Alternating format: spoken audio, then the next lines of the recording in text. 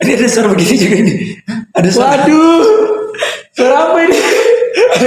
Helikopter. Waduh, Gak mau ditutup aja. saya tutup ya ini. Saya tutup ya. Ketika Abi melakukan sebuah pelanggaran lalu lintas, misalkan tidak menggunakan helm, Iya. ketemu polisi, Abi diberhentikan. Iya. Itu emang kewenangannya. Oke. Dan Abi termasuk dalam hal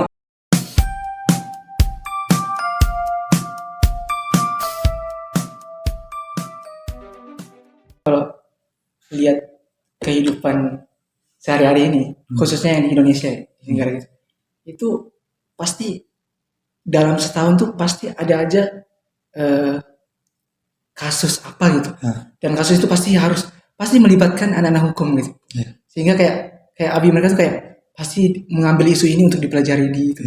Itu ada gak, Bi? Maksudnya kayak pasti yang sesuatu kejadian di tahun ini yang viral tuh Abi ngambil untuk dipelajari di analisis gitu. Itu ada, Bi? ada. Dan itu kayaknya pasti ada terus kayaknya. Ada, tuh.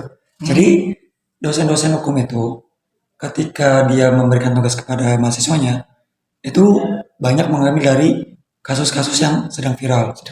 Contohnya waktu itu saya mendapatkan tugas, jadi nama mata kuliahnya tentang kriminologi, membahas tentang aspek kejahatan, pelaku-pelaku kejahatan. Nah itu saya mengambil contoh dari kasusnya Harvey Muiz yang kemarin viral mengenai tindak pidana pencucian uang yang sampai 271 triliun. Oh iya. Nah itu saya mengambil analisis kasusnya dari dia. Tapi itu dianalisis dari sudut pandang kriminologi. Abi ngambil sendiri atau dosennya bilang kamu ngambil di kasus yang ini gitu? Abi ngambil sendiri. Saya ngambil sendiri. Oh, Abi ngambil sendiri. Ya, saya memilih sendiri. Seperti itu. Berarti kayaknya nih fakultas hukum nih, kayaknya mungkin fakultas hukum terus di program studinya Abi ya, yang mungkin satu fakultas hukum ini orang-orangnya tuh pasti update banget nih.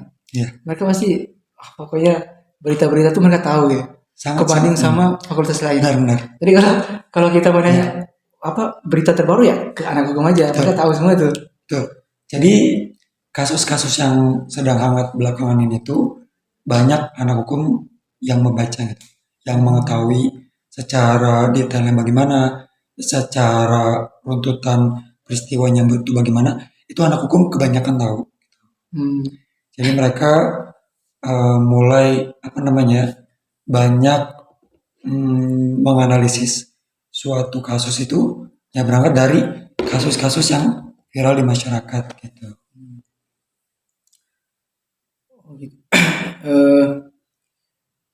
Jadi kalau anak hukum itu setelah kuliah itu otomatis gak Bi kerja di sini lembaga hukum ini atau kayak ya bisa nganggur gitu? Seperti yang udah saya sebutkan tadi ya. Jadi itu kalau hukum itu banyak bidangnya, jenis bidangnya. Jadi sebetulnya ini yang penting untuk diketahui ya. Jadi kan lulusan hukum itu tidak hanya konsen ke salah satu bidang, tapi dia semuanya. Jadi lulusan itu kan sebutannya sarjana hukum. Dimanapun dia bisa kerja. Itu baik di lembaga pemerintahan, perusahaan, pemerintah daerah gitu. Tapi berkaitan dengan hukum? Ya betul. Gitu. Tapi secara ilmunya, spesifiknya, itu ada lembaga-lembaga tertentu yang emang khusus gitu. Kayak misalkan contohnya kejaksaan. Secara spesifiknya itu lebih ke aspek tentang hukum pidana. Kalau perusahaan, dia lebih ke aspek bidang hukum korporasi atau ekonomi dan bisnis. Gitu. Jadi punya pembagiannya sendiri, gitu. Itu kan dalam lembaga yang kayak itu ya. Kalau di kayak Kementerian Agama gitu, Ada, peran hukumnya ada juga. ada juga. Ada juga sih kayaknya. Ya, setiap kementerian pasti membuka formasi ada hukumnya. Bentar, bentar. Berarti selama Abi pelajari hukum itu, hukum agama Islam, Katolik, Kristen tuh Abi pelajari gak? Atau spesifik yang agama Islam ambil hukumnya yang hukum Islam gitu? Tidak. Eh, jadi kalau untuk mempelajari hukum Islam, hukum Islam. Islam saja.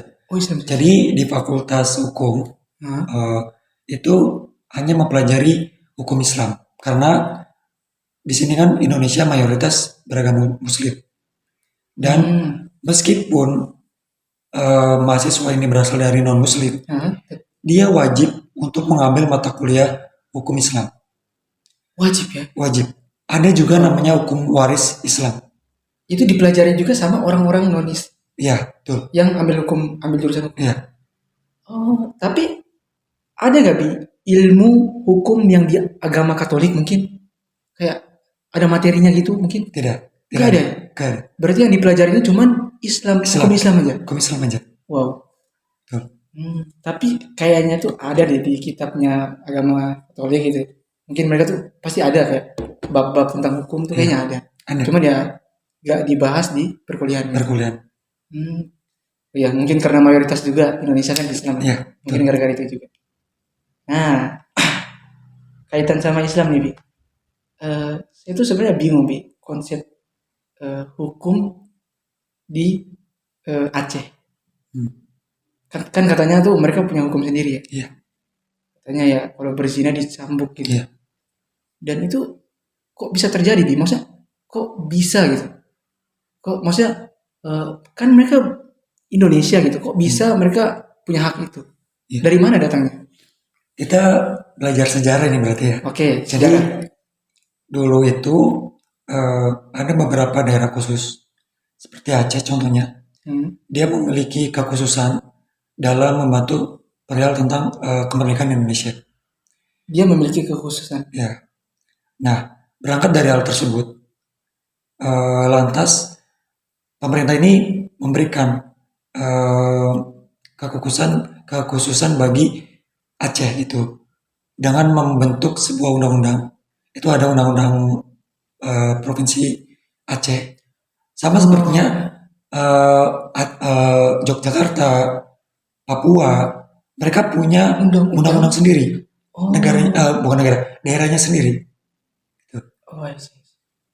Karena kalau Abi belajar sejarahnya ya, daerah-daerah tersebut itu tuh sangat mendukung kemerdekaan Indonesia gitu. Mungkin Abi tahu tentang sejarah bagaimana dulu Aceh mau keluar dari Republik.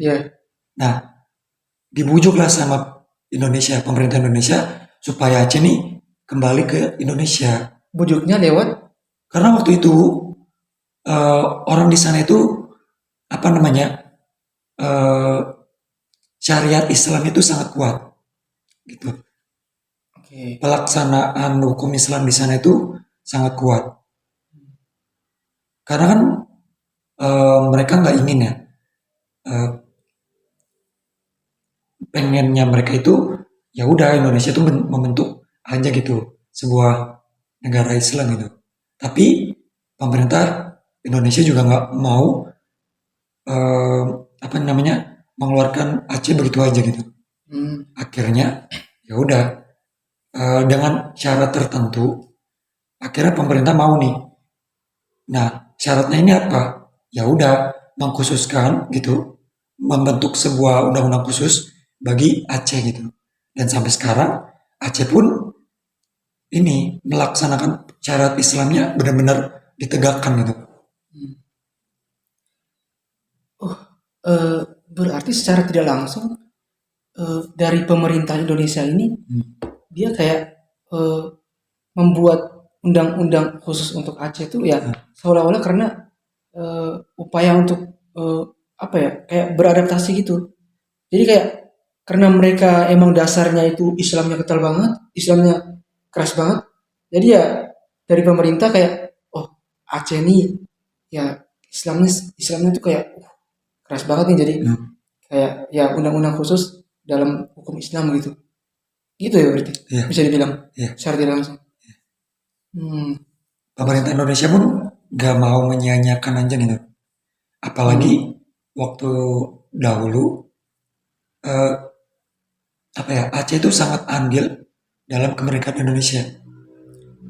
Kerajaan-kerajaan di Aceh waktu itu membantu pemerintah Indonesia mengusir penjajah. Berarti peran Aceh juga Sangat besar iya. pada waktu itu. Itu persoalan sejarah. Kita kembali sejarah. Kenapa bisa terjadi seperti itu? Seperti itu. Soalnya kalau di NTT, di Nusa Tenggara Timur itu kan mayoritas Katolik, non Islam kan, Kristen Katolik. Jadi ya masa bayangan saya itu kayak ya mungkin punya undang-undang khusus provinsi NTT terus kayak apa gitu ya, pokoknya khususnya untuk orang-orang Katolik atau Kristen gitu. Dan itu berlaku untuk kita juga. Kan pasti Aceh itu menerapkan hukum Islam, tapi kan pasti ada orang non Islam di sana kan. Nah itu mereka juga ikut merasakan kan. Mereka ikut kena hukuman itu gak? Ya. Jadi itu. orang non Muslim yang punya masalah gitu di sana, misalkan melakukan sebuah kejahatan, itu akan diminta pertanyaan dulu dari Aceh, pemerintah Aceh, apakah mau menggunakan hukum syariat Islam atau hukum nasional. Indonesia kan punya kerangka hukum sendiri. Kalau yang saya tahu itu namanya Kitab Undang-Undang Hukum Pidana, gitu. Tapi dikembalikan lagi, apakah orang non Muslim ini mau melaksanakan hukum syariat Islam atau hukum nasional? Kebanyakan mereka itu maunya itu pakai syariat Islam. Karena lebih ringan, lebih mudah, dan lebih cepat juga pelaksananya. Walaupun itu sakit ya, misalkan ada hukuman cambuk. Cepat sih cepat ya, cuman sakit gitu kayak. Iya, sakitnya. Cuman ya cepat. Kalau pemerintah mungkin penjara terus bertahun-tahun gitu. Itu. Makanya mereka mau menggunakan hukum syariat Islam. Nah, saya kepikiran tentang penjara tadi. Saya itu dulu kelas 12 SMA itu, saya sempat kepikiran kayak sebuah pertanyaan muncul gitu. Ketika itu waktu membahas pokoknya tentang ada penjaranya, kaitan sama penjara gitu. Nah, sebenarnya penjara itu tujuannya apa, Bi? Apakah untuk membenahi orang biar dia sadar kelakuan jahatnya itu, atau penjara itu apa? Tujuannya apa? Kita dipenjarakan itu. Tujuan utama dari kita dipenjara itu apa, Bi? Oke. Dari perspektif hukum. Kalau dalam perspektif hukum, mengapa harus ada penjara? Jadi untuk supaya orang tersebut itu jerak, oleh karena itu ya dibentuk penjara. Gitu. Kalau di dalam hukum itu mengenal namanya teori pembalasan atau retributif. Seseorang yang melakukan sebuah kejahatan, kalau dalam perspektif retributif, dia tuh harus dikenai sebuah pidana atau penderitaan atau nestapa.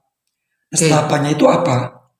Pencabutan hak kemerdekaan. Dengan cara apa? Ya dipenjara. Gitu.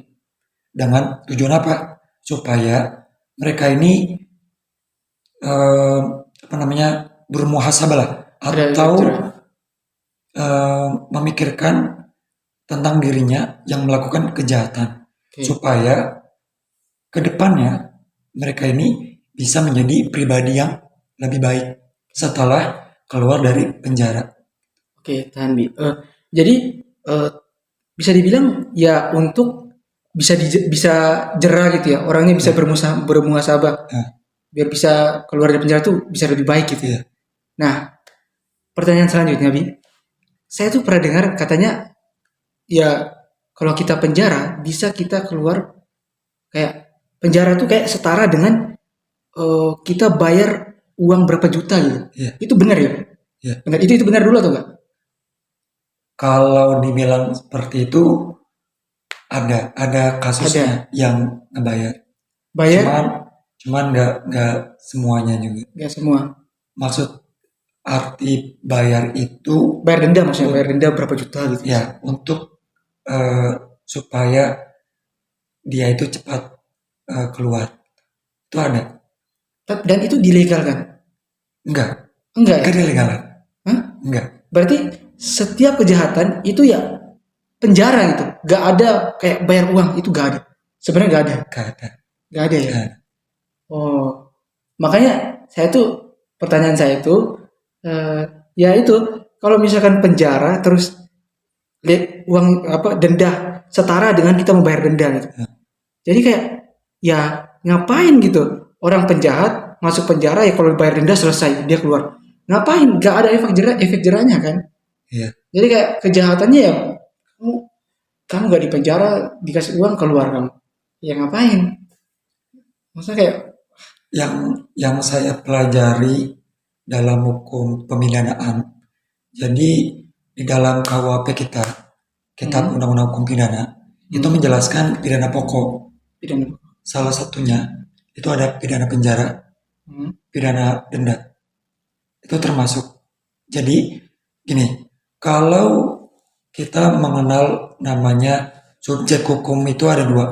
Oke. Naturally person itu manusia, Maksudnya sama reh person badan hukum. Nah, badan hukum ini seperti apa? Contohnya seperti korporasi, perusahaan, yayasan, BUMN, BUMD, dan lain sebagainya. Nah, bagaimana cara subjek hukum badan hukum ini dikasih pidana? Dengan cara denda. Gak mungkin sebuah bangunan gitu masa di penjara, kan gak mungkin. Caranya bagaimana? Dikasih denda. Oh, oke. Gitu, supaya mereka punya tanggung jawab untuk menyelesaikan itu permasalahan itu. Berarti denda yang dimaksud ini, peran dendanya ini bukan untuk membebaskan orang dari penjara, tapi justru untuk ya menebus kerugian gitu ya. Ya.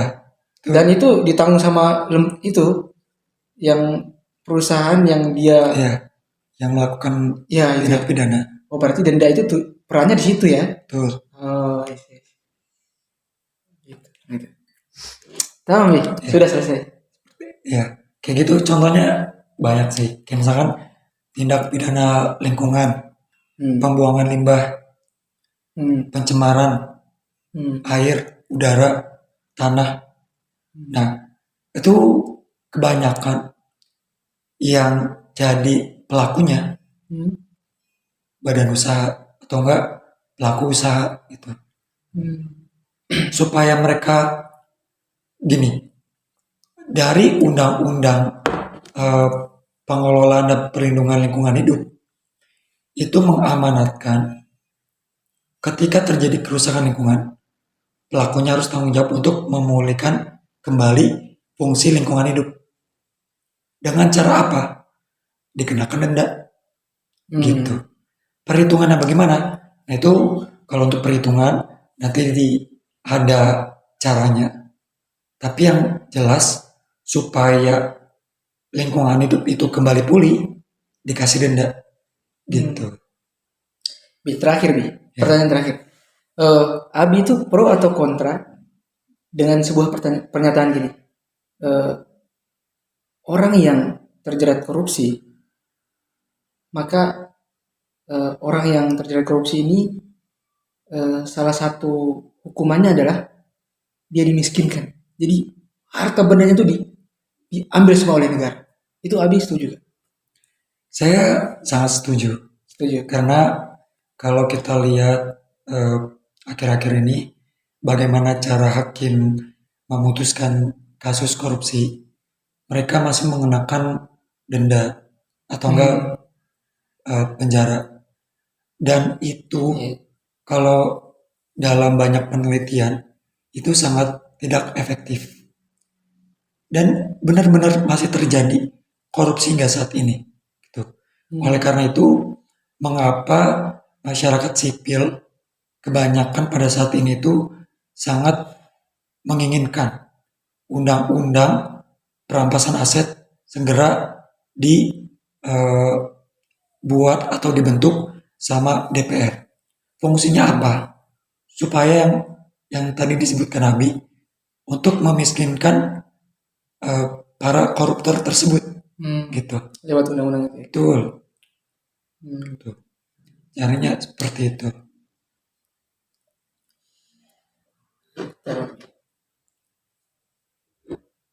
Ketika Abi melakukan sebuah pelanggaran lalu lintas, misalkan tidak menggunakan helm, ketemu polisi, Abi diberhentikan, itu emang kewenangannya. Dan Abi termasuk dalam hal tertangkap tangan. Abi saat itu juga langsung bisa dikasih tilang karena Abi melakukan pelanggaran hukum, gitu. Tapi saya pernah lihat orang-orang yang pakainya dinas atau kayak tentara gitu, biasanya baju kaos doang, baju kaos tentara, itu lewat aja. Itu emang gitu ya prosedur. Rananya tuh beda. Kalau TNI yang sedang lewat, itu yang bisa menindak adalah polisi militer. Sebetulnya polisi lalu lintas punya andil untuk menanyakan kenapa si TNI ini tidak tidak menaati peraturan lalu lintas. Sebenarnya punya kewenangan, maksudnya punya kewajiban moral lah. Walaupun bukan kewenangan dia untuk menindak. Gitu. Karena kalau logikanya juga si tentara ini kan lewat lalu lintas, jalan lalu lintas, dan jalan lalu lintas kan punya aturan gitu. Jadi ya mau gak mau kamu mau tentara mau apa ya harus wajib pakai helm, pakai ini. Ya itu kalau logika sih kena sih. Seperti itu. Sangat menarik ini polisi. Ya gitulah. Anak hukum gak bisa ya? Anak hukum bisa jadi polisi? Bisa, sangat bisa sekali. Sangat bisa sekali. Karena gini, seorang untuk menjadi penyidik sebenarnya itu dia bisa dari lulusan SMA menjadi bintara. Itu bisa jadi penyidik. Tapi ilmu untuk menegakkan sebuah aturan mengenai khususnya pidana, untuk menjadi seorang penyidik itu setidaknya harus mempelajari hukum acara pidana dan hukum pidananya, gitu. Dan itu di kepolisian gak diajari? Dipelajari. Ada ilmu. Berarti jurusannya Abi ini linear nih sama polisi ini. Sangat linear sekali. Sangat linear sekali. Termasuk tentara juga sih. Kalau tentara bisa. Seperti itu. Nah,